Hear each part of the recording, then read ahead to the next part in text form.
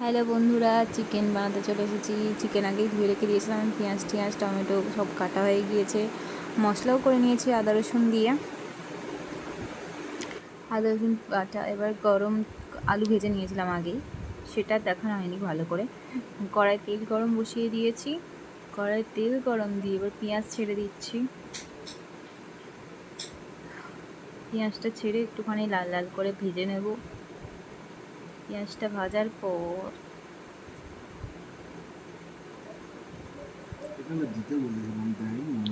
পেঁয়াজটা ভেজে নিচ্ছি ভালো করে, যতক্ষণ না একটু লাল কালার হচ্ছে। ঠিক আছে, একটু গরম মশলা দিয়ে দিলাম যাতে একটু স্মেলটা ভালো হয়, স্মেলটা যাতে ভালো আসে। চিকেন ধোয়া হয়ে গেছে, চিকেন ধুয়ে রেখে দিয়েছি। এবার কড়ার মধ্যে দিয়ে দিচ্ছি চিকেনগুলো, দিয়ে এবার একটু নেড়ে চেড়ে নেব। একটু নেড়ে চেড়ে নেওয়ার পরে একটু মশলা দিয়ে দিব। হলুদ গুঁড়ো, জিরে গুঁড়ো দিয়ে দিলাম। লঙ্কার গুঁড়ো দিয়ে দিচ্ছি, আপনারা আপনাদের পরিমাণ মতো লঙ্কা গুঁড়ো দিয়ে দেবেন। দিয়ে ভালো করে একটু নেড়ে চেড়ে নেব। ভালো করে মিশিয়ে নিচ্ছি মশলাটা। মিশিয়ে নেওয়ার পর দিয়ে দেবো টমেটো, কেটে রেখেছিলাম টমেটো, ক্যাপসিকাম দিয়ে। ক্যাপসিকামটা দিলে একটু চিকেনটার স্বাদটা চেঞ্জ হয়ে যায়, বেশ ভালো লাগে খেতে। ট্রাই করে দেখতে পারেন, খুব একটা খারাপ হয় না যেহেতু।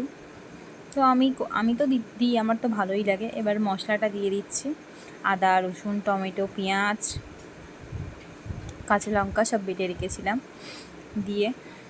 একটু চিনি দিয়ে দিচ্ছি, নুন দিয়ে দিলাম। এবার এটাকে কষাতে হবে, ভালো করে কষাই। নুন পরিমাণ মতো দিয়ে দেবেন, চিনিটা দিলাম যাতে একটু কালারটা হয়। এবার দিয়ে ভালো করে কষিয়ে নেব। ভালো করে কষিয়ে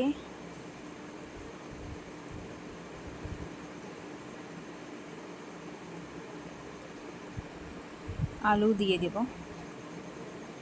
কষানো হয়ে গেছে যেহেতু, এবার আলুটা দিয়ে ভালো করে একটু ঢাকা দিয়ে দেব। এবার যে জলটা আছে সেই জলটা একটু কমে গেলে তারপরে দেখুন বন্ধুরা, চিকেনটার কালার কি সুন্দর হয়েছে, দারুণ কালার হয়েছে। কষা কষাই মাংস রাখবো, খুব একটা ঝোল রাখবো না।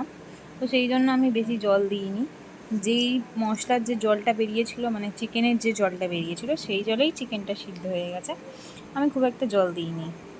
চিকেনটা যেহেতু কষা কষাই খাবো ভেবেছিলাম, সেই জন্য একটু কষা কষাই রেখেছি। এবার আপনারা আপনাদের পরিমাণ মতো জল দেবেন। আমার চিকেন অলরেডি ডান হয়ে গিয়েছে। নাড়িয়ে নিচ্ছি ভালো করে, দেখে নেবো আলুটা সিদ্ধ হয়েছে কিনা।